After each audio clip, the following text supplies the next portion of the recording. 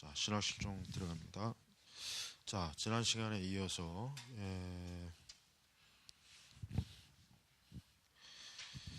자, 문화는 이렇게 292쪽으로 넘어가면은 중요한 그 지적이 이제 나옵니다. 292페이지 중반에 보면은 자, 그러나 오늘날 이러한 상황은 크게 변모했다. 미국은 읽을 수 있는 능력이 퇴보하고 있다라고 했습니다. 자, 청교도들과 달리 오늘날 복음주의자들은 이런 퇴보의 종교적인 측면에 기꺼이 참여하고 있으며 때로는 그런 퇴보를 부추긴다. 오늘날 가동률의 수준은 미국 초기 정착민이 도착했던 때와 비슷하다. 정착민은 그 수준을 용납할 수 없다고 즉시로 바꾸려고 노력했던 점이다.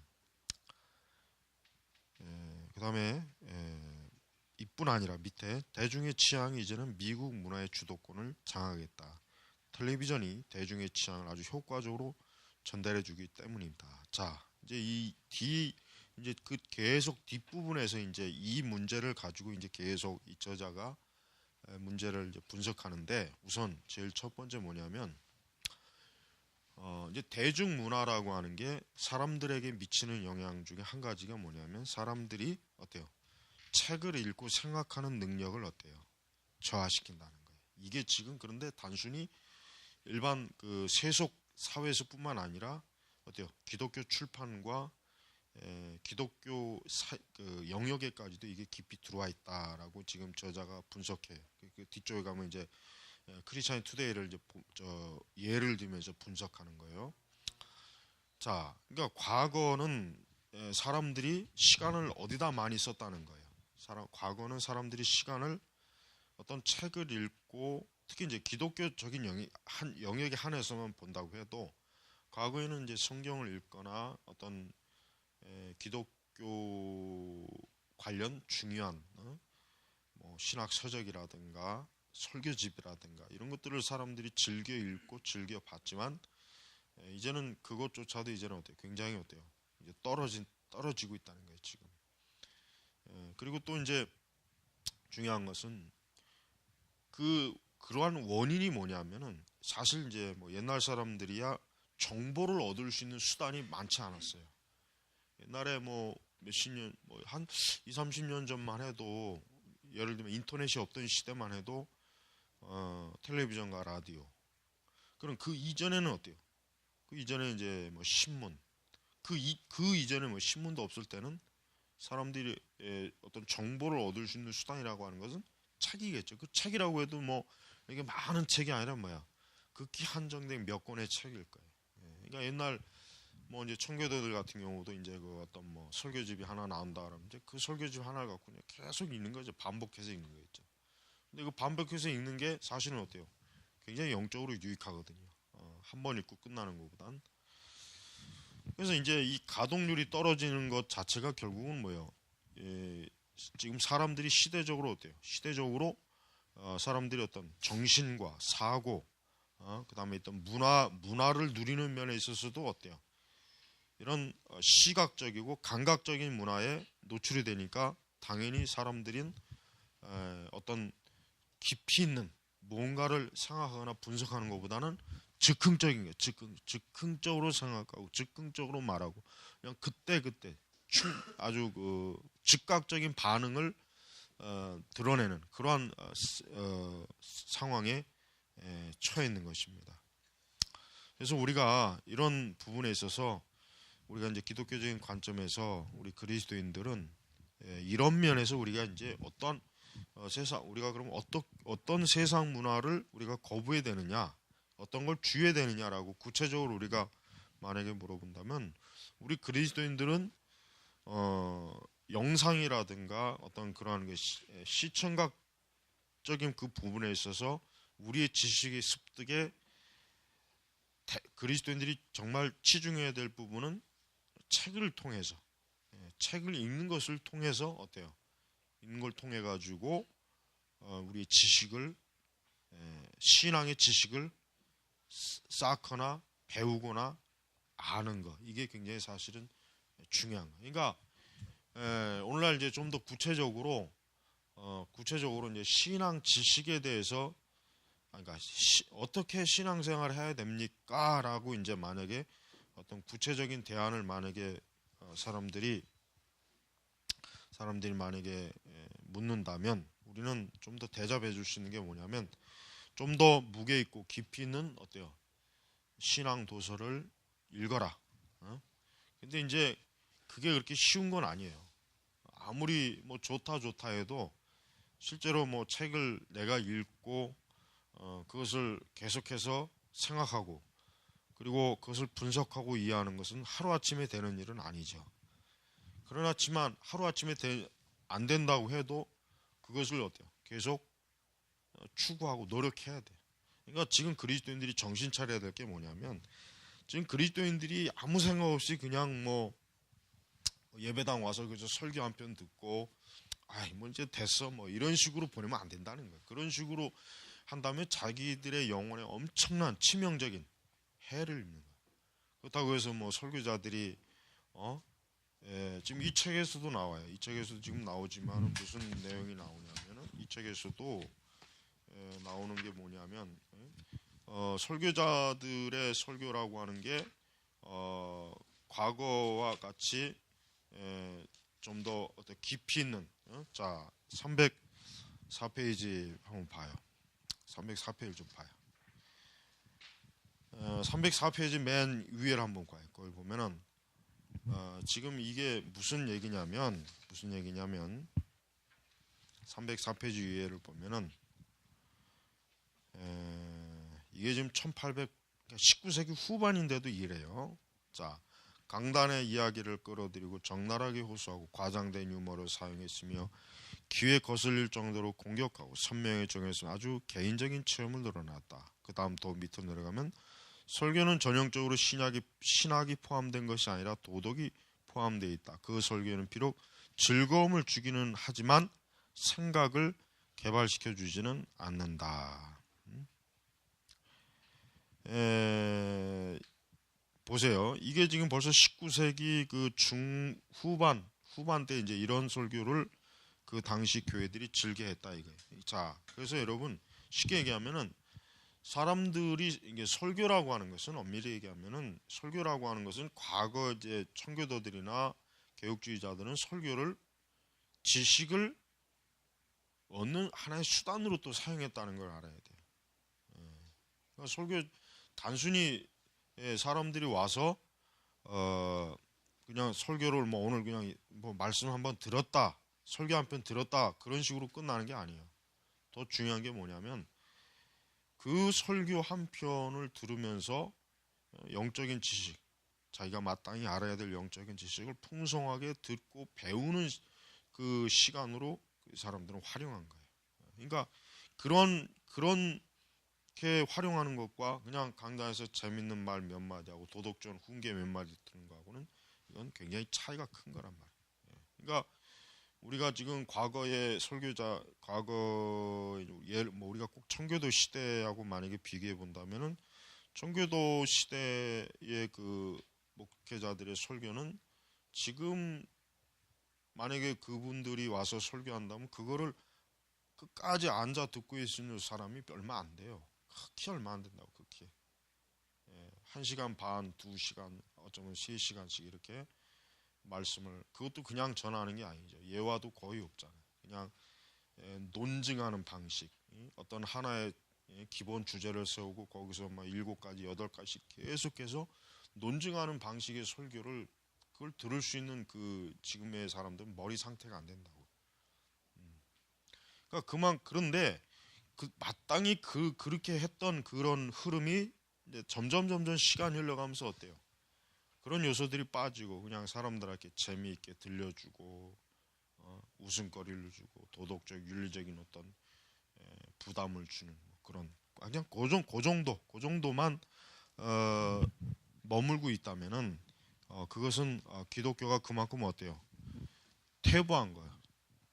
지적으로도 퇴보했지만 영적으로도 어때요? 바닥을 메고 있다는 걸 우리는 알아야 돼요. 이것이 이제 우리 시대에는 이 책에서는 좀 나오지 않지만은 그 다음 294페이지 한번 펴봐요. 책 294페이지 그 3번 거기 봐요. 텔레비전이 대중에게 미치는 영향이라는 지금 단원이 들어와 있는데 이 책이 이제 1900 원서가 지금 1900년 아니 1990년도에 이 책이 나온단 말이에요. 책이 나온 거란 말이에요. 90년대. 그때는 아직 인터넷이라고 하는 컴퓨터가 보편화되지 않는 시기예요. 그러니까 사실 만약에 이 책의 개정판을 낸다면은 인터넷이 대중에게 미치는 영향이라고 하는 것을 추가해야 돼요. 그 내용을 추가해야 돼. 그러면은 이것보다 더 심각한 현상이 지금 많이 벌어지고 있다고. 그러니까 텔레비전도 사실 어때요? 사람들로 하여금 텔레비전이라고 하는 게 어떤 영향을 미쳤냐면 이 책 주장에서 나오는 건 표준 동질적인 문화. 그 295페이지 중반에 있어요. 중반에 보면은 중반에서 위쪽으로 보면 뭐가 나오냐면 단지 텔레비전을 시청하는 행위만으로 이질 사회가 순수한 동질 사회에 참여한다고 윌리엄 도널이 말한다. 폴 히르슈는 사회에 대한 텔레비전의 가장 강력한 효과는 뭐예요? 중앙에서 통제되고 산출되고 표준화된 동질적인 문화를 제공한다 이거예요. 그러니까 텔레비전을 통해서 사람들이 어때? 정신적으로 평균화되는 거야. 평균화. 똑같은 드라마 보고 똑같은 개그 프로그램 보고 똑같은 뭐 어떤 그러니까 모든 사람들이 표준화, 동일화된 생각, 동일화된 사고방식, 동일화된 행동 요청 방식을 어떻게 무엇이 이루느냐? 텔레비전이 이룬다는 거예요. 텔레비전이. 바로 이런 것들이 결국은 이 세계 자체를 이 세상 자체를 하나의 동질화된 문화로 묶어버린 거예요. 묶어버린 거예요. 그러니까 이게 바로 이제 대중문화예요. 이 대중문화라고 하는 게 결국은 뭐냐면 모든 사람이 누리는 문화예요. 모든 사람이. 많이 배운 사람, 초등학교 나온 사람하고 대학원 나온 사람이 어떤 드라마를 같이 봐요. 그럼 둘 다 똑같아지는 거예요. 만약에 텔레비전이라는 인터넷이 없다면 어떻게 해요? 초등학교 나온 사람은 뭐 하겠어요? 초등학교 나온 그 수준에 맞는 거를 아마 뭘 보고 그러나 대학 나온 사람은 그 대학에 나온 사람 수준에 맞는 걸 보고 뭔가 한단 말이에요. 이게 다르다고. 근데 이 대중문화는 어떻게 돼요? 평균화 시켜버리는 거예요. 아무리 뭐 대학을 많이 나온 사람이나 공부를 많이 한 사람이나 공부를 거의 안 한 사람이나 어때요? 어떤 평균화된 이런 대중문화에 노출되면은 둘 다 똑같이 평균화되는 거예요. 그럼 어떻게 평균화되느냐? 밑으로 평균이에요. 하향적 평균이 하향적 평균. 상향적 평균이 아니란 말이에요. 상향적. 하향적. 자, 우리가 이렇게 지금 우리 사회 우리가 사는 세상에 이렇게 딱 보면은 사람들이 점차적으로 더 높아지는 게 아니라 더 낮아지고 있어요. 더 가면 갈수록 더 낮아지는 거예요. 왜 낮아지느냐? 각자가 생각할 수 있는 그 사고력 범위와 이런 것들이 어때요? 자꾸 공통 분모화되는 공통 분모화. 그러니까 그리스도인들이 어떻게 하면 로마서 그 12장의 말씀처럼 이 세대를 본받지 않느냐? 이 세대를 본받지 않는 거에 대한 보다 좀 더 구체적인 실천적인 신앙 그럼 뭐가 들어와야 될까요? 뭐가? 그리스도인들은 지금 우리 시대에 보편화된 공통적 표준보다 어때요? 상향 위로 올라가야 돼 자꾸. 우리의 지식, 우리의 생각, 우리의 마음이 어때요? 위로 올라가야지 아래로 내려가면 안 된다는 거야. 아래로. 근데 그리스도인이 지금 그러고 있나 이거? 그러고 있어요? 없단 말. 그리스도인이 지금 그러고 있냐? 그리스도인들도 지금 어떻게 해요? 똑같이 하향적 평준화로 계속 내려가고 있어요. 그리스도인이라고 해가지고 세상 사람들과 다르게 상향화되는 게 아니야. 어때요? 밑으로 내려요. 밑으로. 지금 이 텔레비전이 대중에 미치는 영향은 지금 그 얘기를 지금 여기서 이제 풀어내가고 있는 거예요. 그래서 우리가 이런 영향에서 우리는 좀 더 어떻게 됩니까? 우리 자신이 그런 대중 매체 또 텔레비전이라는 거 이런 것들이 우리에게 미치는 것들에 대해서 우리 그리스도인들은 어떻게 합니까? 이런 것들을 철저하게 우리는 막아야 돼. 우리가 의도적으로, 아주 의도적으로 이런 것들을 우리가 거부해야지. 이런 것들을 우리가 동일하게 만약에 받아들이면 우리도 역시 뭐 어때요? 이 세상에 그 하향성에 같이 그냥 물귀신이 마치 끌고 들어오는 것처럼 바닥으로 자꾸 끌어내는 바닥으로. 그러니까 교회는, 그리스도인들은 그런 자기 자신이 그런 위기감을 항상 느껴야 돼요. 우리 그리스도인이 마음 편하게 아무 생각 없이 그냥 뭐 세상이 어떻게 돌아가는구나 그냥 뭐 그런 식으로 살면 안 된다고.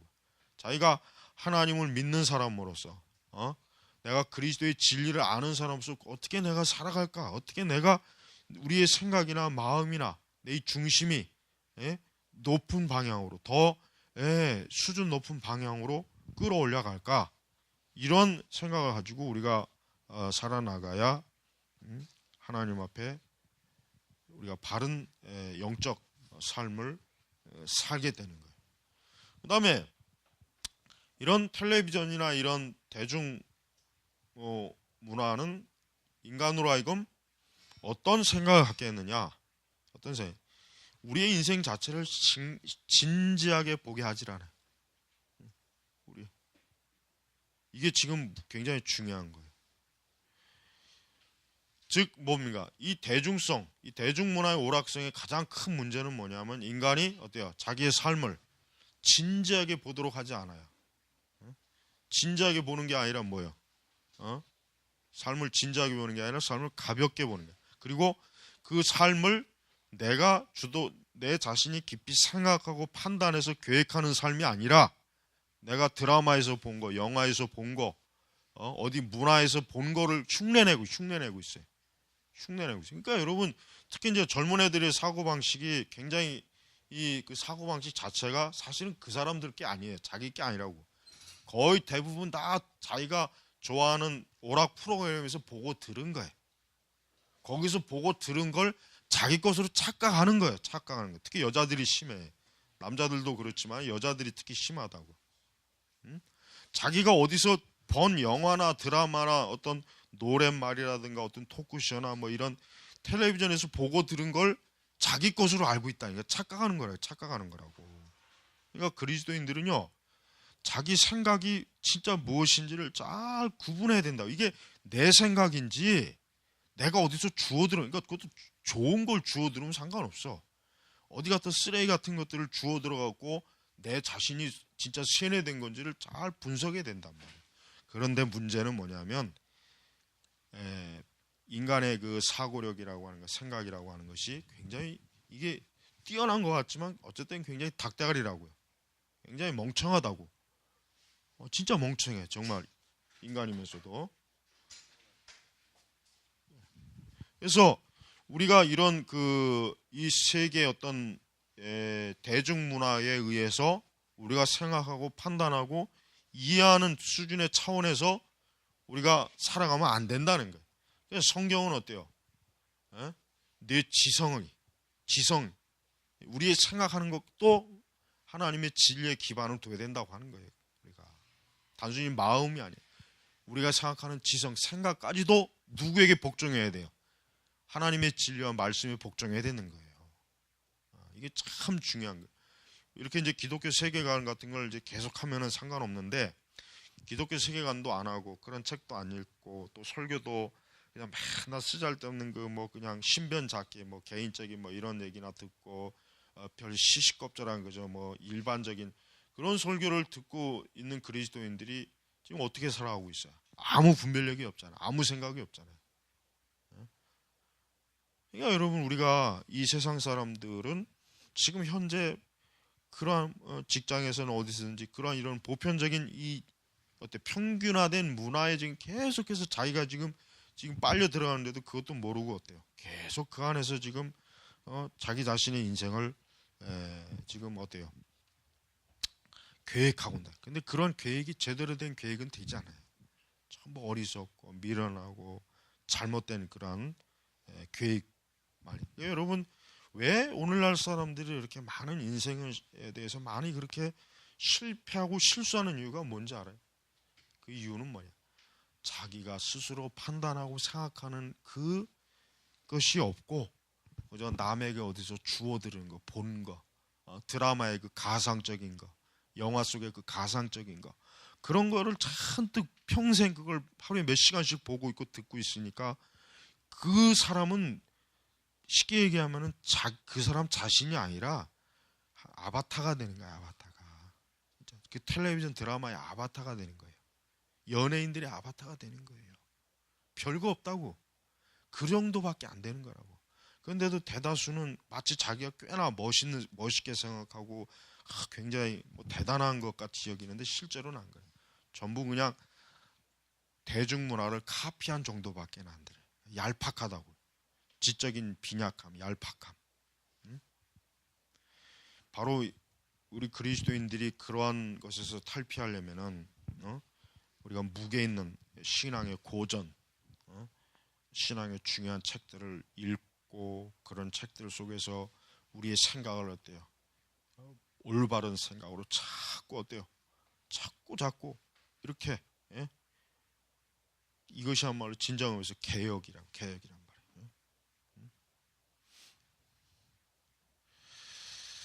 자, 300페이지 쪽에 넘어가면은 중반에 좀 봐요. 300페이지 넘어가면 텔레비전은 대중 중심의 매체다. 이 매체는 문화적, 지적, 사회적인 모든 엘리트를 배제하고 있을 뿐 아니라 점점 인쇄 문화를 무관한 것으로 만들고 있다.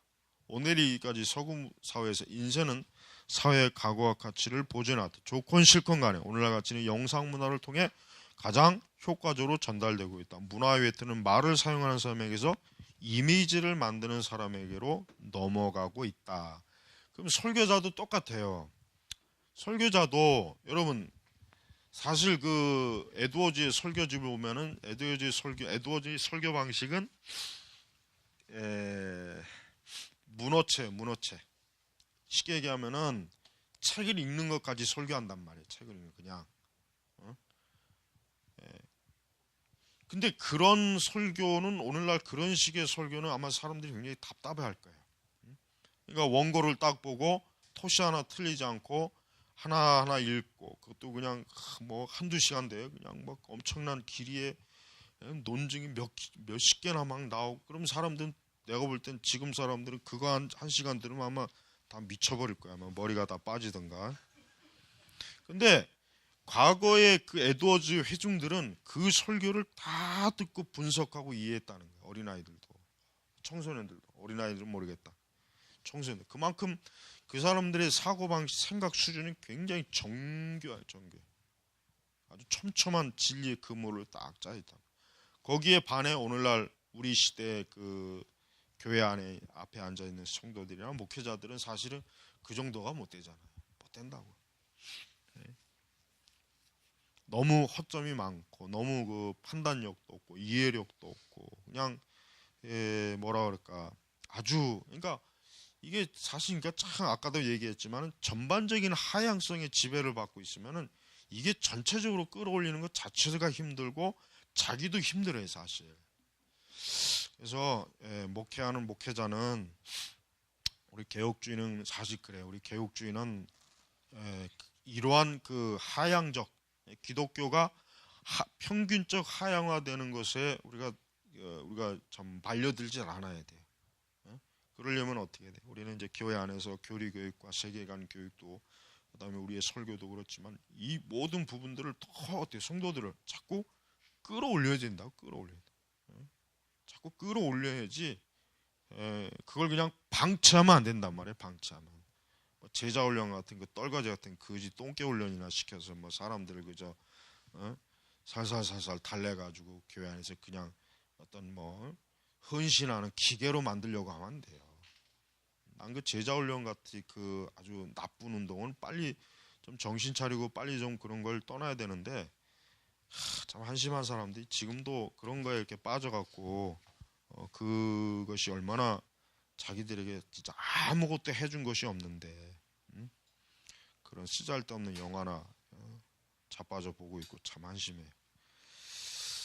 자 계속해서 301페이지로 위로 넘어가면은 텔레비전을 보는 시청자들은 전형적으로 뭐냐 소비자 역할이다.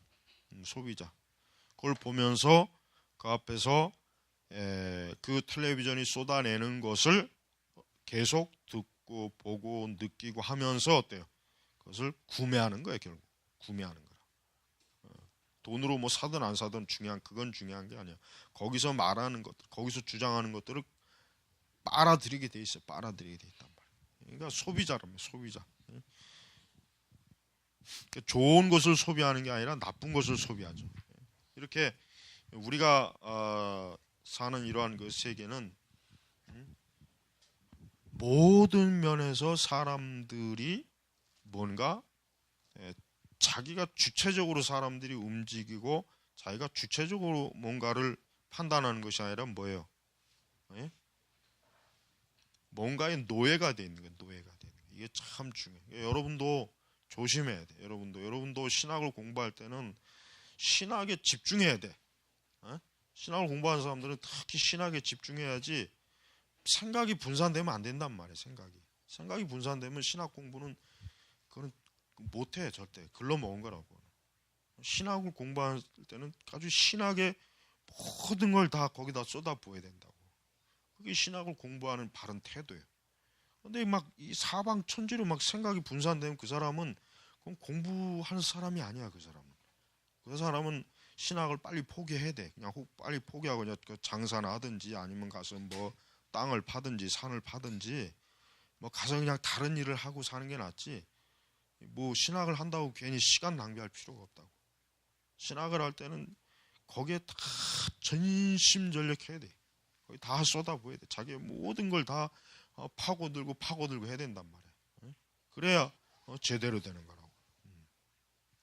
신학 공부하는 사람은 그런 어떤 세상의 문화라든가 이런 것들에 대해서 아주 어때요? 딱 담을 쌓는 게 좋아요. 담을 딱 쌓고. 고시 공부하는 사람이 어디 가서 공부해요? 절에 가서 공부하잖아요. 그 왜 절에 가요? 절에 가서 공부하는 이유가 있어요. 괜히 절에 가는 게 아니에요. 절에 가면은 아무것도 볼 게 없거든. 볼 것도 없고 재밌는 것도 없고 거기 가면 뭐가 아무것도 없잖아. 그럼 결국 뭐예요? 공부하는 데만 쏟을 수 있단 말이에요. 그러니까 그래서 절에 가는 거예요. 그래서 괜히 절에 가는 게 아니라고. 그러니까 신학을 공부할 때도 일체 딱 담을 쌓아. 다른 거에 자꾸 담을 쌓고 분산되지 않도록 공부하는데 전심전력하는 공부하는데 그래야 된다고. 그걸 길을 들여놔야 된단 말이에요. 자, 네 번째, 대중운동에 지배당한 복음주의. 자, 이제는 대중운동. 이 대중운동이라는 게 뭐예요? 대중운동. 아까 지금까지 대중문화라고 했죠. 대중문화, 대중사회, 대중적 문화 현상. 그러나 이제 대중운동이라는 건 뭐예요? 대중운동. 이 대중운동이라고 하는 것은 보편적인 사회 흐름을 얘기하는 거예요. 보편적인 흐름. 이 보편적인 사회 흐름, 우리가 살아가고 있는 이 지금 현 세계, 이 보편적 정치, 문화, 경제, 예술, 종교까지도 보편적으로 흐름이라고 하는 게 있어요. 이 흐름, 하나의 어떤 이 거대한 흐름. 이 흐름은 반드시 사람에게 영향을 주고 있어요. 근데 이제 이 복음주의가 어떻게 이 보편적인 이 대중 운동에 넘어가고 있느냐 하는 것을 이 책에서 지금 305페이지에 지금 몇 가지를 이제 분석했어요. 첫째는 모든 운동 가운데 성직자, 평신도 사이의 구별 사라졌으며 그와 더불어 학식 있는 의견에 대한 존경도 사라져버렸다. 이 제자 훈련이 왜 똥개 훈련이냐? 바로 이런 게 문제예요. 평신도를 깨운다. 아유, 그 말 같지 않은 그 썩을 놈 그거 아유 참 욕을 할 수도 없고 이거 왜 평신도를 깨워요? 지금 평신도를 깨울 게 아니라 사역자를 깨워야 돼. 목회자를 깨우면 평신도는 깨게 돼 있어. 목회자가 병신 같으니까 평신도들이 병신 같은 거예요. 그걸 제대로 알아야 돼. 응? 한국교회 일반 신자들이 지금 이렇게 똥개처럼 밑바닥에 있는 게 누구 책임인데? 그건 목회자의 책임이란 말이에요. 목회자. 또 무슨 평신도 깨워놓으면 뭔 짓 해? 그들이 뭘 알아서 뭘 하겠냐고. 뭘 제대로 그들에게 바르게 신앙의 교리나 이런 것들을 알려주고 그들이 해야 될 본분을 하도록 해야지. 아무것도 그냥 교회에서 섬기는 거, 제자 훈련이라고 하는 몇 가지 그 사이클을 만들어 놓고 그거 코스 밟고 그런다고 해서 평신도가 깨어지나? 그건 말도 안 되는 거예요. 그건 사기치는 거예요. 그러니까 제자 훈련은 사기요, 사기. 제자 훈련은 사기라고. 그건 진짜 그거는 사기치는 거예요. 목회자는 목회자여야 되고 일반 신자는 일반 신자여야 돼. 그 구별을 없앤다고 해서 그게 개혁이 되는 건 아니라고. 그건 잘못 알고 있는 거예요. 목회자는 칼빈이 그래서 제네바에서 한 게 뭐예요? 목회자를 철저하게 훈련시키는 일 했잖아요. 칼빈이 왜 그 일주일에 그 몸도 나쁘고 안 좋은데 그 제네바 그 대학을 세워놓고 왜 개혁주의자들 목회자들을 왜 거기서 훈련시키냐? 목회자들을 제대로 훈련시켜야 일반 신자들을 제대로 가르쳐서 그들이 이 하나님의 교회 개혁의 이론으로서 바르게 교회를 세우기 때문에 그런 거란 말이에요. 만약에 칼빈이 평신도니 이 병신도 훈련, 제자 훈련 시켰으면 어떻게 할 것 같아? 종교개혁은 끝났어. 이미 오래전에 끝났어. 오래전. 제네바는 오래전에 끝났다고. 그러니까 전혀 존경받지 말아야 될 사람이 지금 존경을 받고 있는 것 자체가 지금 우리나라 한국 교회가 이게 잘못되고 있는 거예요. 그런 영화나 만드는 그런 한심한 목사님들 때문에 지금 교회가 이 모양 이 꼴이 된 거라고요. 그러니까 목회자가 바르게 평신도들보다 일반 신도들보다 몇 배나 더 몇십 배나 더 신학적으로 월등히 알고 가르칠 수 있는 능력이 돼서 그들을 바르게 가르치고 인도하는 게 중요한 것이 무슨 평신도를 깨우는 평신도를 왜 깨워 쓸데없이 뭘 깨운다는 거예요? 뭘 깨운다는 거예요 도대체? 지나 잘 깨우지 지나. 그 평신도를 깨운다고 하는 그런 놈들이 교회가 개판으로 쪼개지고 지들끼리 싸우고 어디서 병신 같은 놈 목사 하나 세워가지고 그냥 학위 이전하고 그게 무슨 제자 훈련이야 그게. 그러니까 그런 큰 쓸데없는 환상에 빠지면 안 된다. 환상에.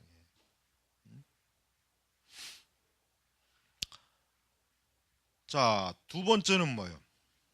거기 좀 더 봐야 돼. 학식에 대한 예전의 존경은 사라지고 그 자리에 무엇이 옳고 그른가에 대한 배움이 없고 훈련받지 못한 사람 개인적 직관에 대한 새로운 확신이 자리한다. 직관. 여러분 신앙을 직관적으로 하면 안 돼요. 신앙을 감정적으로 하면 안 돼.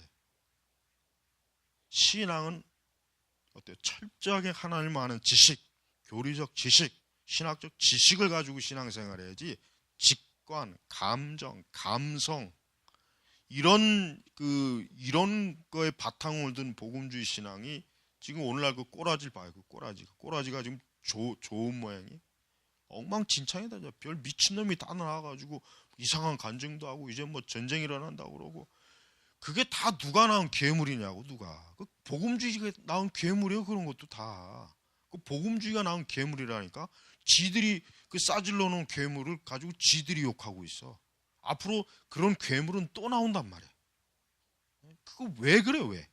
직관이란 말이야. 직관. 전쟁 안 나면 또 그럴 거야.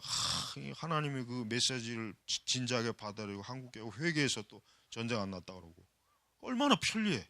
이래도 좋고 저래 아무 이상 없어. 아무 이상. 근데 그걸 또 믿는 놈들이 있어. 또 우리가 이렇게 회개했더니 또 하나님이 이렇게 딱 재앙을免케 하셨다. 이게 지금 정신병자들이 이게 하는 일이지 이게 정상적인 사고방식. 근데 나는 지금 제일 우려되는 게 항상 내가 우려되는 건 목사놈들이에요.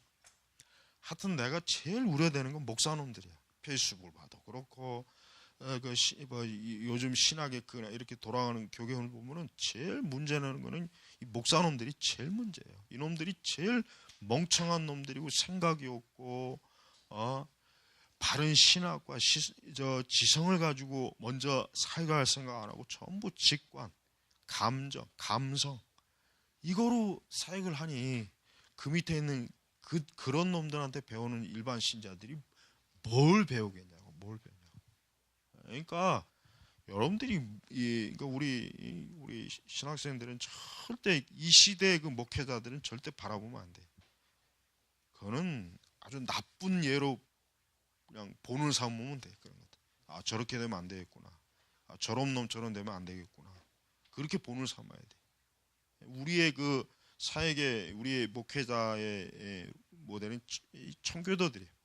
개혁자들이란 말이에요. 칼빈이나 루터나 쯔빙글이나 이런 개혁자들이지, 지금 이 시대 같이 올챙이 같은 잔챙이 같은 목사놈들은 절대 안 돼. 이놈들은 진짜 교회를 말아먹는 놈들이에요. 지금 대형교회 목사님들도 마찬가지고 교회를 말아먹어요. 교회를 지금 계속해서 파괴하는 애들이 누구냐면 그들이에요. 그들. 이 세상의 세력이 아니란 말이에요. 이 세상은 절대 지금 교회에 해를 안 주고 있어. 진짜 교회에 해를 주고 있는 거는 이 교회 내부의 적들이야. 전부 그들이 지금 다 망쳐놓고 있단 말이에요. 자, 두 번째는 교리를 판단하고 심지어 교리를 형성할 능력이 특권적인 유산의 일부가 아니라 공통적인 유산의 일부며 본래 일반 사람에 속한 것으로 가정됐죠. 즉 많은 학식이 필요한 것이 아니라 뭐요? 본능이면 충분하겠다. 본능. 그러니까 여러분 일반 신자들도 똑같아요. 교회에서 적어도 장로나 집사 정도 되면은 기독교 강요도 한 두세 번씩 읽고 웨스터 미스터 교리문답도 어느 정도 충분히 다 알고 기본적인 신학을 다 알아서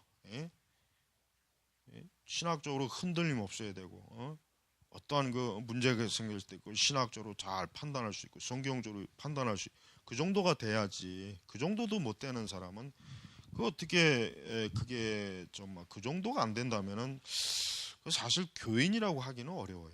엄밀히 얘기하면. 그러니까 적어도 교회를 어느 정도 다녔다 하면은 어느 정도 이제 그 정도 수준에 올라와 있어야 된단 말이에요. 그 정도 수준도 못 올라왔으면은 사실은 장로도 돼서도 안 되고 집사도 돼서도 안 돼. 절대 안 된단 말이에요. 근데 우리 한국 교회는 안 그렇잖아요. 다 돈만 있으면 뭐든지 다 되잖아요. 돈만 있으면 장로도 되고 집사도 되고 뭐 권사도 되고 아무 이상 없어. 아무 이상 없다. 그러니까 본능이면 충분하게 되었다. 이 본능. 이게 짐승이지 짐승. 짐승은 본능이잖아. 짐승은 본능대로 살잖아. 근데 우리 사람이 어떻게 이 본능으로 어떻게 신앙생활 하냔 말이에요. 이게 말이 안 되죠. 자, 세 번째, 이 운동은 과거로부터 해방이 사회적 종교적 세로를 짓어 즉 천년왕국 자체를 가져올 것이라는 소망에 따라 추진되었다. 여러분 19세기 후반부터 그 당시에 교회들이 가지고 있는 꿈이 뭐예요? 이제 곧 천년왕국, 완전한 기독교의 어떤 기독교적인 세상이 올 것이다. 기독교적인 세상이 되도록 우리가 선교하자. 어떤 뭐라 그럴까? 어떤 이 사회, 세상 전체가 마치 무슨 그냥 천년왕국이 될 것처럼 막 그냥 엄청난 막 어떤 사회의 어떤 기독교적인 뭐 이런 운동을 막 했지만 실제로 아무것도 이루어진 건 없어요. 세상은 여전히 세상대로 타락해갖고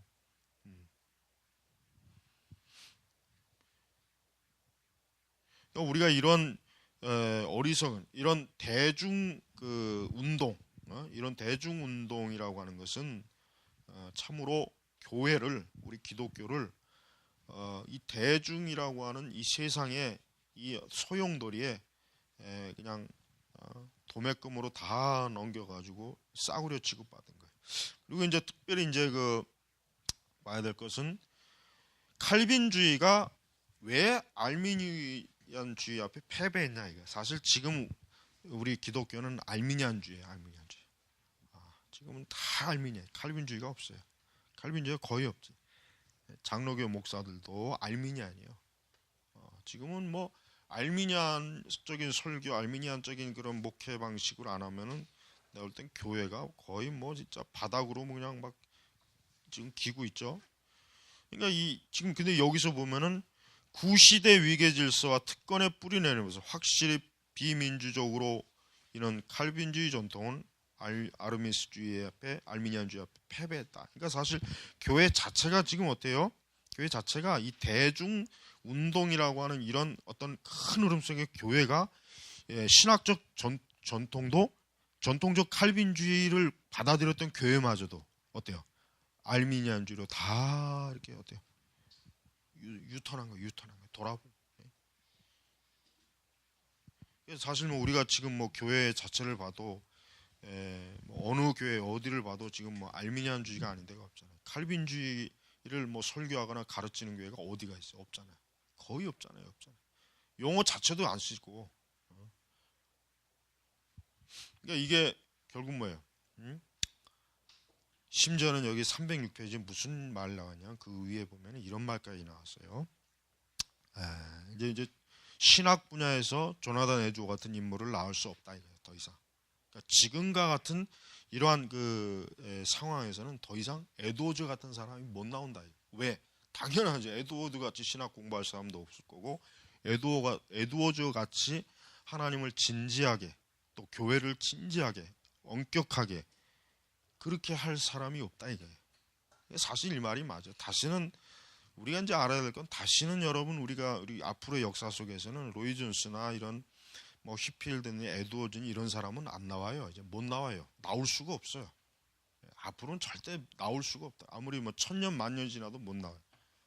못 나와요 절대. 왜냐하면 점점 우리가 사는 세계가 어떻게 돼요? 지금과 같이 말한 이런 것들이 더 심해지기 때문에 안 된다는 거예요. 여기서 이제 우리가 중요한 신학적인 힌트가 뭐냐? 우리가 그렇다면 이런 부분에 있어서 어떻게 신학을 공부해야 되느냐 이게. 그러니까 우리 여러분들은 이러한 상황 속에서 어떻게 신학을 공부할 것이냐? 그러니까 우리의 기준은 그럼 어떻게 될 것이냐? 우리가 이제 종교개혁 시대를 통해서 근대 개혁주의 이 선에 여기다 딱 뿌리를 내리고 우리가 신학을 공부해야 된다는 중요한 교훈을 여기서 우리가 얻을 수 있는 거예요. 그렇게 하지 않고 만약에 우리도 이 시대적인 흐름에 그냥 나도 여기서 그저 올라타서 그냥 나도 그렇게 해보자 한다면은 뭐 우리도 뭐 소망이 없어요. 그렇게 되면 소망이 없는 거예요. 자, 306페이지 거기 보면은 대부분의 복음주의 신앙의 심리적 중앙에 두 개의 사상이 있는데, 그러니까 오늘날 교회 복음주의 신앙에 중요한 두 개의 사상이 있다 이거예요. 이거 뭐냐? 이것은 민주주의 실천의 핵심이에요. 근데 이 민주주의라고 하는 게 교회 안으로 잘못 들어와서 잘못된 방식으로 어떻게 적용이 돼요? 첫째는 청중에게 주권이 있다 이거. 청중. 아까 얘기했잖아. 설교라고 하는 것이 과거에는 어때요? 선포예요. 과거의 모든 설교 다 이거 전부 선포예요. 선포. 거기에 뭐 회중의 동의를 얻을 필요도 없어요. 그냥 이렇다, 진리가 이렇다, 복음이 이렇다, 하나님이 이렇게 말씀하셨다라고 딱 그냥 회중들에게 그냥 전달만 하는 거예요. 설교자는 전혀 뭐 회중 눈치 볼 필요가 없어. 너희가 이 하나님 말씀을 안 듣면 니들 다 지옥 간다, 망한다. 이거예요. 과거의 설교자들은 이렇게 자신만만한 거예요. 그러나 오늘날 설교자는 회중을 어때요? 눈치를 봐야 돼요. 아, 회중들이 이런 주제는 싫어할 텐데, 이런 설교는 싫어할 텐데, 이런 내용을 싫어할 텐데, 저들에게 어떤 뭘 가르치고 할 때 동의를 얻어요. 이렇게 하면 어떻겠냐? 이게 좋지 않겠냐? 그러니까 청중에게 주권이 있다. 이거 회중에게. 민주주의라고 하는 게 뭐예요? 이 대중들이 좋아하면 이 정치하는 놈들 봐요. 정치하는 놈들은 거의 많은 마귀 새끼가 되지 않으면 정치를 못해요. 마귀 새끼 반쪽은 마귀 새끼가 돼야 정치를 할 수 있어. 전부 정치하는 놈들은 어때요? 역사적으로 동서고금을 막느라고 정치하는 놈들은 항상 거짓말을 해야 돼. 거짓말을 안 하면 정치를 못해요. 거짓말을 해야 돼. 그러니까 거짓말을 잘하는 놈일수록 뛰어난 정치가 해. 거짓말을 못하면 정치 안 돼. 정치하는 놈이 자기 속마음 그대로 얘기하면 누가 그 사람을 지지하겠어? 그걸만 좋아하는 사람만 지지하지. 그다음에 정치하는 사람들은 어때요? 그 시대 대중들이 어떤 게 가장 대세냐 하는 걸 따라. 우리나라 봐요. 만약에 우리나라 국민이 이 뭐 좌파를 싫어하고 우파를 좋아하면 전부 다 하루아침에 저 여의도에 있는 국회의원 저놈들을 하루아침에 전부 다 우파로 다 변해요. 이제까지 골수 좌파 놈들도 우파로 다 변합니다. 다 변해. 한순간에 변해. 사실 자기는 우파였는데 그냥 뭐 떠밀려서 이렇게 좌파가 되었다. 사실 자기는 아주 골수 우파였는데 전부 그래요. 이거 왜 민주주의의 이 단점이라고 하는 게 뭐냐면은 결국 대중들이 움직이는 거예요. 대중들이. 그러니까 교회는 엄밀히 얘기해서 민주주의가 아니에요. 물론 이제 칼빈이 이제 그 장로교 직제 자체가 사실 민주주의라고 그러잖아요. 사실. 그러나 오해하면 안 돼요. 칼빈이 말하는 것은 엄밀하게 얘기하면 칼빈의 가장 기본적인 중심 사상은 교회 자체가 하나님의 주권의 아래 있어야 된다는 거예요. 거기에는 목사고 장로건 다 필요 없다 이거야. 누구든지 하나님의 주권의 그 진리 아래 있어야지 하나님의 진리를 넘보면 안 된다는 거예요. 그런 가운데서 교회가 어때요? 장로직을 두고 장로를 세워서 당회를 만들고 회중과 목회자 간의 어떤 공통적인 서로 견제하는 그걸 말하는 것이지. 그걸 또 잘 모르면서 이제 칼빈이 뭐 민주적인 그런 것들 했다라고 이제 어리석은 거예요. 그건 모르는 거예요. 그거는 칼빈이 근본적으로 얘기하는 것은 교회라고 하는 것, 즉 하나님의 이 거룩한 교회는 신적인 하나님의 질서 아래 있어야 된다는 거예요. 쉽게 하면 교회는 하나님 왕권 통치예요. 왕권 통치. 하나님의 왕권 통치지. 교회가 만약에 하나님을 제거하고 민주적으로 된다면 교회가 어떻게 교회가 쓰겠어? 교회 하루아침에 다 무너지죠. 다 무너지죠. 그러니까 그걸 잘 모르는 사람들이 이제 교회를 교회를 이제 지금 뭐 개혁하자는 사람들이 담임 목사 투표제니 장로 임기제니 그 별 미친 짓거리를 하고 있잖아요. 그건 하여튼 그런 어떻게 대가리가 그런 생각만 하는지 꼭 그런 생각만 했구나. 목사 임기제 투표제 그 안수는 왜 받아 그럼? 받질 말지. 그냥 어차피 투표로 그렇게 할 것 같으면 그게 꽤 멋있는 것 같지. 그게 뭐가 멋있어요? 그게 성경적이지도 않는데. 근데 그걸 아무도 모르는 놈들이 그걸 또 멋있다고 여기니까 그걸 또 하는 놈들도 있고. 두 번째, 사상은 시장 내에서만 정당성과 가치를 지닌다는 것이다. 여기서 사상이라고 하는 건 어떤 세계관, 이념, 우리식으로 얘기하면 교리. 우리 기독교적 관점에서는 교리 이렇게 얘기할 수. 이거를 시장 내에서 시장이라고 하는 건 뭐예요?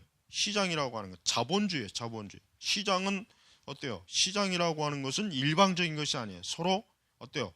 서로 가격을 흥정해야 되고 시세를 봐야 되고 상황을 봐야 돼. 시장은 그런 가운데서 결정이 되는 거예요. 판매가 결정이 되고 가격이 결정이 되는 거예요. 그러니까 예를 들면 이것이 이제 교회식으로 기독교적 관점에서는 우리는 하나님의 진리를 어때요? 어떤 세상의 상황이나 시세를 보고 어떤 이 시대 흐름을 봐서 거기에 막 이렇게 교리를 줄였다 늘렸다 그래서는 안 되잖아요. 근데 지금 오늘날 교회는 어때요?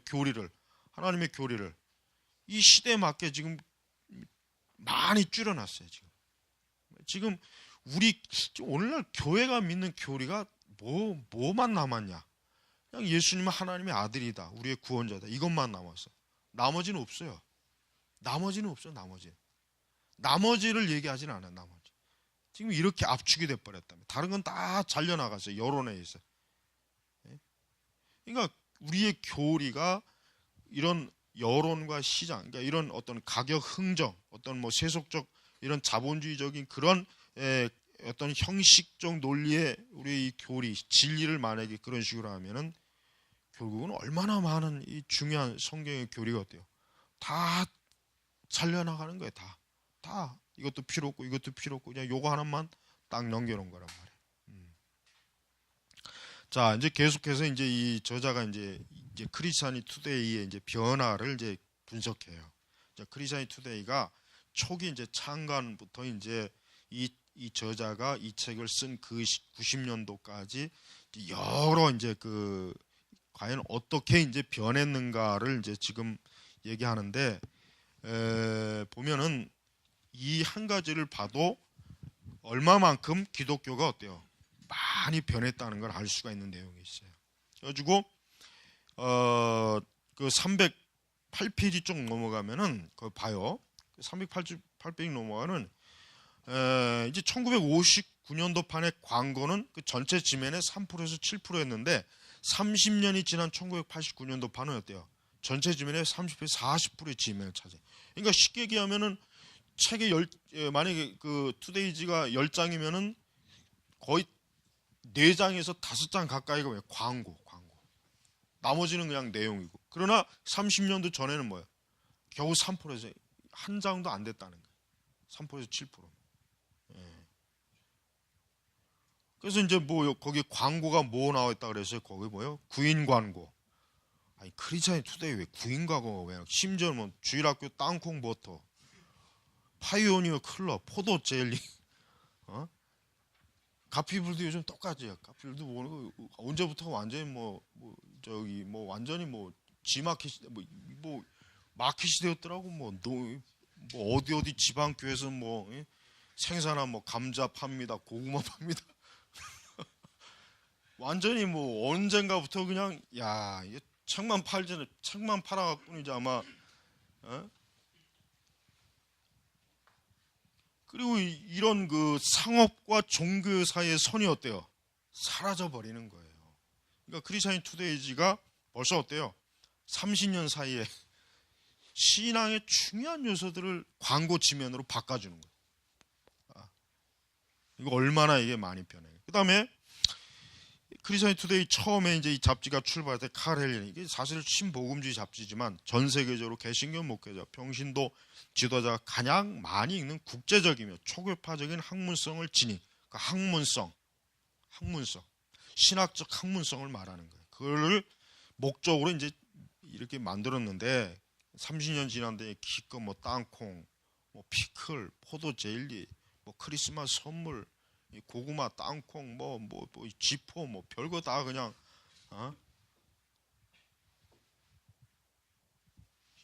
그다음에 그 309페이지 봐요. 거기 보면 더 이제 중요한 내용이 있어요. 1959년도 잡지 20%는 종교연구소, 15%는 진지한 학문성을 지닌 책에 대한 서평, 36%는 성경주의, 성경교리 이렇게 이제 지면을 차지했는데 30년 후에는 뭐예요? 뉴스는 2배로 늘어 20%에서 40%. 책 속에는 뭐예요? 15%에서 9%로 줄었고 성경 내용과 교리가 어때요? 8%로 삭감되었잖아요. 이게 가장 중요해요. 성경 내용과 교리가 36%에서 8%로 삭감되었다는 것은 이 크리스찬 투데이라고 하는 이 잡지 자체가 초기 발행 목적을 완전히 잃어버린 거예요. 상실된 거라고요. 그러니까 하나의 그냥 쇼핑몰 잡지밖에 안 되는 거예요. 기독교 쇼핑몰 잡지가 돼버렸다는 거예요. 이게 분명히 칼 헬리는 전 세계적으로 복음주의권이 볼 수 있는 학문적 아주 권위 있는 그러한 그 참 기독교 신앙 잡지, 아주 퀄리티가 높은 그걸 목적으로 했는데 30년이 지났는데 완전히 막 기독교 쇼핑몰 잡지가 돼버렸어요. 중요한 것들을 지금 이렇게 말해요. 그 다음에 또 뭐예요? 자, 그리고 또 이전에는 성경의 진리가 있었던 자리에 성공한 교회와 성공한 목회에 대한 성공담, 개인적인 간증, 이게 지금 어때요? 다 찾아버려요. 다 찾아. 그 다음에 이제 더 좀 알아야 될 게 있어요. 1959년 평신도 신앙이라는 고정란이 있었는데 초기에는 어때요? 성경 계시, 하나님의 본성, 그리스도의 사역, 복음과 기독교 구원, 인간의 본성제. 그 당시에 평신도들이 관심 있는 주제가 이런 거였어요. 이런 질문, 이런 거를 들었는데 89년도에 뭐가 나왔습니까? 거기 봐요. 집안의 자녀로 인한 고통, 중년의 위기, 결혼을 깨졌을 때의 문제, 동성애의 갈등, 갖고 싶은 만큼 돈을 갖지 못한 다이어트, 심지어 다이어트. 신앙, 평신도와 신앙이라고 하는 그 코너의 내용이 어때요? 완전히 뭐로 바뀌었습니까? 계시 진리에서 자기 중심 바뀐 거예요. 이게 지금 오늘날 복음주의의 이게 지금 이 책에서 지금 이 분석이 참 잘해놓은 거예요. 지금 이 한 가지 변화를 보면 알 수 있는 게 결국 전반적으로 기독교가 지금 어때요? 어떻게 흘러왔는지를 정확하게 지금 여기서 지금 얘기해 주는 거란 말이에요. 그러니까 오늘날 교회가 뭐예요? 오늘날 교회가 하나님의 진리가 목적이 아니라 자기 개인의 관심사, 자기 개인의 그냥 하여튼 그 개인의 그 욕망, 자기가 추구하는 그 사적 이익, 그거에 관심이 있는. 그러니까 오늘날 지금 우리 한국교회에서도 인기 있는 설교자 목사님들 설교 읽어봐요. 걔들이 뭐 성경 계시 본서, 하나님의 본서 이런 거 가르쳐요. 전부 다 뭐 위로해 주는 거. 좀 특히 저 분당했는 거 이 모시게 하는 그놈. 뭐 요즘 제일 뭐 요 몇 년 새 가장 뭐 인기 있다고 하는 그 설교 들어봐요. 무슨 설교합니까? 전부 이따위 설교란 말이에요. 이런 걸 가지고 그냥 감싸주고. 근데 참 이게 문제가 이거예요. 근데 목회자는 설령 사람들이 그런 걸 원한다고 해도 그거를 들려주면 안 돼. 목회자가 불러야 되는 진리의 나팔은 사람들이 듣고 싶어하는 진리의 나팔이 아니라 뭐예요? 하나님이 부르라고 하는 나팔을 불러야 된단 말이에요. 근데 오늘날 설교자들은 아까 얘기했죠. 청중이 주인이다. 청중이 주도권을 갖고 있는 거예요. 사람들이 원하는 거. 우리에게 이런 나팔을 불러주세요라고 하면은 그걸 멋있게 불러야 지금 인기 있는 목사가 되고 설교자가 되는 거예요. 만약에 하나님께서 하라고 하는 나팔을 불면은 그 설교자는 인기가 없어. 대중들한테 쫓겨나 밀려나. 근데 그런 걸 어떤 신학생들이나 목회자들이 그거를 당연하게 여겨야 되는데 그걸 싫거든.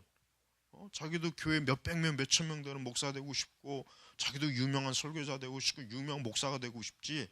사람들한테 배척받고 미움받고 뭐 이런 그렇게 취급받는 걸 원하진 않는단 말이에요.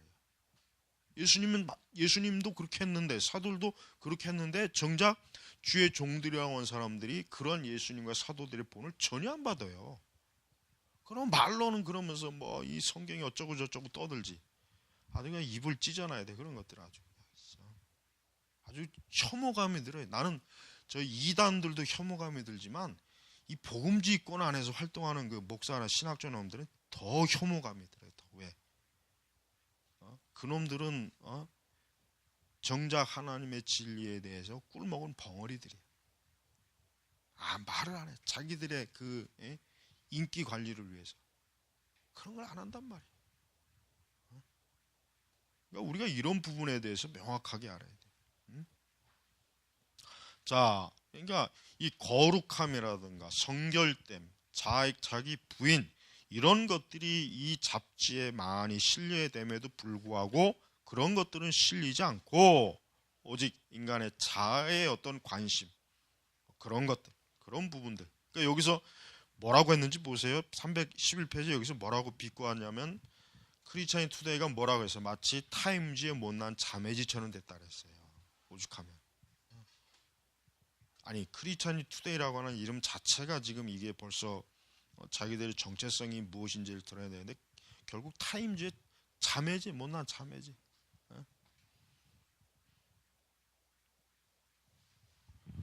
거기다가 비디오 세대를 위해서 그 잡지를 느긋하게 오락용으로 읽을 수 있도록 수많은 컬러 그래픽 그냥 눈으로 그냥 빨리빨리 넘겨 볼 수 있게 깨알 같은 글씨로 막 논문이나 막 이런 신학 글을 이런 사람들이 딱 보면 아우 이거 못 읽어 그냥 이러니까 그냥 화려한 사진으로 칼라로 막 도배를 해버리는 거예요. 그 사람들이 그런 거 눈에 확 들어오니까 잘 보잖아요.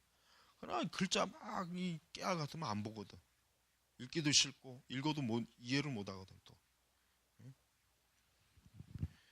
자 이렇게 결국 그 잡지의 도덕성도 지성도 사라졌고 복음주의 지지자에게 더욱 기독교의 신앙에 충실하고 외칠 수 있는 능력도 사라졌다. 치유 중심의 사회가 제공하는 가짜 특효약을 투여하는 일은 악덕에서 미덕으로 바뀌었고 기독교 진리의 부수적인 부산물이었던 기독교 진리 중심으로 변화되었다. 기독교 진리의 부수적인 부산물이었던 기독교 진리 중심으로 변화되었다. 이렇게 얘기하는 거예요. 이렇게. 그러니까 우리가 이런 기독교의 상황이 어때요? 그만큼 어때? 그냥 나빠졌죠. 나빠진 정도가 아니라 다른 기독교가 돼버렸어요. 다른 기독교가 돼버렸다고. 우리가 이런 부분에서 여러분도 얼마만큼 실제적으로 오늘날 복음주의 교회가 얼마나 이게 지금 이게 근데 89년도에 그 자료에 한 거예요. 지금 89년이 지금으로부터 몇 년이야? 20년 몇 년이 훨씬 더 넘었어. 그러니 얼마만큼 더 변했겠어요? 지금 얼마만큼 더 변했겠냐고. 그러니까 지금 이 책을 개정판을 쓴다면 이제 인터넷으로 인해서 복음주의 교회들이 어떻게 변했는지, 기독교가 어떻게 변했는지 조사하면 더 충격적인 것들이 더 많이 나와요. 더 많이 나와. 엄청나게 나올 거라며. 엄청나게. 이런 현실을 알아야 된단 말이야. 이런 현실. 이런 걸 모르고 어떻게 지금 교회가 도대체 산으로 가는지 바다로 가는지 지옥으로 가는지 연옥으로 가는지 연옥 있지도 않겠지만은 아무것도 교회가 어디로 흘러가는지도 모르고. 그러니까 내가 목회자들이 아까 제일 답답하다는 얘기가 뭐냐, 목회자들 자신이 교회가 지금 이 상태로 어디로 가고 있는지도 모르면서 목회한다는 거예요. 목회한다는 거. 신학생들은 더 답답하지. 지금 교회가 어디로 가는지도 모르고 신학교에 와서 뭐 박사학위 받는다, 뭐 교단이 어쩌고 저쩌고, 아주 한심한 놈들. 난 진짜 그런 놈들이 이 다음에 목회 사역 나와서 지질이 고생 좀 해야 된다고 생각해. 그때서야 정신을 차릴 거야.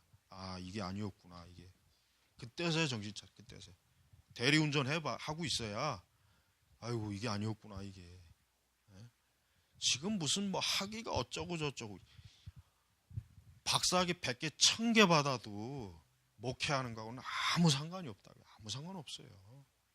1000개 받는다고 해가지고 그거 가지고 교회가 제대로 되는 줄 알아요? 제대로 뭘 알고서 공부를 해야지. 근데도 그렇게 내가 얘기를 해도 보면은, 내가 이제 우리 그동안 이제 내가 사회 가면서 이제 만난 신학생들이나 신학 공부하는 애들을 보면은 막상 이제 신학을 공부하려고 그러면 그런 걸 다 따져. 그놈들 지들끼리 다 그냥 머릿속으로 계산해. 그러니까 현실의 그 질서에 이제 따라야 뭔가 좀 그래도 살지 않느냐 하는 거야. 멍청한 거야, 멍청한 거. 그렇게 내가 칼럼에다 그렇게 얘기하고 그렇게 해도 그걸 못 받아들여. 그걸 못 받아들여. 나 같으면, 나는 지금 같으면 나 혼자 공부하겠어요. 이렇게 책 좋은 게 많은데 뭐 하려고 신학교 가서 그 앞에서 그 피곤하게 졸립게 그 앞에서 뭐 하고 있어요. 난 나 혼자 공부해. 난 지금 같으면 나는 신학 절대로 학교 가서 공부해. 나 혼자 공부해가지고 난 나 혼자 목회할 거야. 누가 당신 어느 학교냐 어디 추냐 그따위 개소리 하지 말고 입 닥치고 조용하고 있어. 네가 하나님의 진리에 대해서 뭘 안다고 지금 어디서 그렇게 얘기해야지. 어디 나왔냐고 그러면 주눅이 들어가지고, 아니 그렇게 자신 없어갖고 어떻게 앞으로 사역을 할 거냔 말이야. 어떻게. 아니 선지자들이 무슨 대학 나왔어요? 물론 구약의 선지자나 신약의 사도들을 우리하고 비교하면 안 되겠지. 그 사람들이 하나님 직접적인 부르심, 그러나 본질은 똑같아요. 하나님께서는 하나님의 종들이 하나님의 영광을 드러내는 걸 자랑으로 여기는 걸 기뻐하지, 난 어디 학교 나왔고 난 어디 교단 출신이고 난 어디, 이거를 자랑하고 이걸 배경으로 삼는 사람은 그 사람은 하나님의 종이 아니에요. 그 사람이 아무리 교회에서 활동을 많이 하고 사람들로부터 많이 유명세를, 그 사람은 하나님의 종이 아니라 사람의 종이에요. 사람의 종이에요. 그런 면에서 스폴전 같은 사람을 본받아야 돼요. 스폴전은 대학을 안 나왔단 말이에요. 그 당시에 벌써 대학을 안 나오니까 벌써 대학을 나와야 되지 않느냐 그래서 대학을 가려고 시도하다가 하나님께서 네가 네 영광을 구하려고 하느냐, 하나님 그런 책망 들었잖아요. 결과적으로 안 간 게 잘한 거예요. 만약에 스폴전이 그때 대학을 갔으면 명설교자 스폴전은 없었어요. 그냥 좀 탁월한 설교자는 되겠지. 기본적으로 워낙 탁월한 게 있으니까. 그러나 명설교자 되기는 어려웠다고. 그걸 알아야 된단 말이에요. 그러니까 지금 신학을 공부하는 애들이 참 한심해. 내가 사실 여러분들한테 내가 참 좋은 게 뭐냐면은, 그런 것들을 계산하지 않고 그래도 뭔가 이런 데서 공부한다고 하는 그게 참 내가 귀하게 여기는 거예요. 다른 걸 귀하게 여기면 안 돼. 나의 사역과 내 신학은 오직 진리에 있다, 주님에게 있다는 걸 생각해야지. 다른 거를 했다가는 지금은 그럴 만한 세상도 안 돼. 지금 50년이나 60년, 3, 40년 전 같으면 혹시 모를까. 지금과 같이 이렇게 보편화된 세상에 신학 박사학위 받은 놈도 수백 명 쳐놀고 있고, 이제는 외국에서 박사학위 받은 애들도 지천에 깔려 있고, 뭐 너나 나나 다 박사인데, 개나 소나 다 박사인데, 이제는 그것도 이제 식상해졌어, 시대가. 그러니까 뭘 제대로 알아야지 뭘. 그러니까 우리나라에서 천재가 못 나온다 그러잖아요. 빌 게이츠나 이런. 왜? 나올 수 없는 구조예요, 우리나라는. 뭔가 독자적으로 자기가 뭘 하고자 하는 그런 게 없는 거예요. 신학도 똑같아. 신학도 여기서 보지만은 지금 교회가 이런 상황이면은 우리가 지금 신학을 나 같으면은 이러한 상황에서 신학을 어떻게 공부할까? 난 이미 벌써 신학 학부 때 벌써 로이존스 설교를 몇 번 읽고서 신학이라고 하는 거 이렇게 해서는 안 되겠구나. 이게 가지고 이거 죽도 밥도 안 되겠구나. 나는 벌써 그때 몇 번 설교를 딱 읽고도 그런 생각이 나는데 어떻게 이렇게 좋은 책들이 많고 그렇게 내가 칼럼에서 그렇게 써줬는데도 그래도 한심스럽게 그냥 답답한 거예요. 내가 답답한 거예요. 난 걔네들이 과연 얼마만큼 앞으로 진로가 갈지 나는 내가 볼 때는 별로야. 보장할 수가 없어. 계속 방황하다 끝날 거야. 내가 볼 때는. 아니면 진탕 아주 불필요한 고생하다 그냥 끝나던가. 그러니까 여러분이 하나님을 절대적으로 여기지 않는 한 신학 공부는 해봐야 소용이 없고 박사학위 따도 소용없고 유학을 가도 소용이 없어요. 하나님은 그런 사람을 쓰는 게 아니에요. 진짜 하나님의 진리의 메인 사람. 그러니까 바르게 공부하고 바르게 하나님의 진리를 가르치는 게 지금 중요한 거라고요. 그 외에는 중요한 게 아니에요. 그런 건 하나도 중요한 게 아니라고. 하나도. 우리나라 기독교 상황을 보면 딱 답이 나오잖아. 그렇게 똑똑한 놈들 많고 박사학위 받은 놈들 많지만 그 놈들이 지금 뭐 하고 있냔 말이에요. 교회를 지금 망치는 일을 하고 있잖아요. 교회를. 왜 그런 걸 보면서도 이렇게 정신을 못 차리나? 난 이해가 안 가. 이해가. 여러분은 여러분 개인 서재를 열심히 만들어 그것이 나의 신학교고 나의 대학이고 난 여러분들한테 이렇게 그 진로만 이렇게 딱 지도만 그려주는 거예요. 스스로 해야 돼. 나머지는 이거는 누가 해줄 수 있는 게 아니에요. 그러니까 지금 이 웨일즈가 지금부터 20몇 년 전에 분석한 이 상황이 지금 그로부터 또 20몇 년이 흘렀어요. 그러니 지금의 상황이 얼마나 더 나쁘냐, 더 얼마나 더 파괴적이냐 말이야. 얼마나 더. 그러니까 여러분이 하여튼 이 하나님을 바르게 하는 일을 정말 전부로 알고 여기에 집중하지 않으면 안 돼요. 그럼 큰일 난다고 앞으로. 더 큰일 나. 더.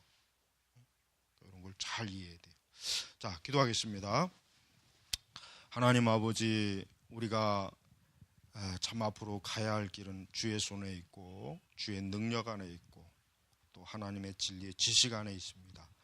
아버지 하나님께서 하나님의 이 시대 참된 교회와 참된 설교자와 참된 사역자를 훈련시키는 일에 저희가 참 하나님의 참 하나님이 기르시는 그 거룩한 학교 안에 포함된 주의 일꾼들이 되기를 간절히 원합니다.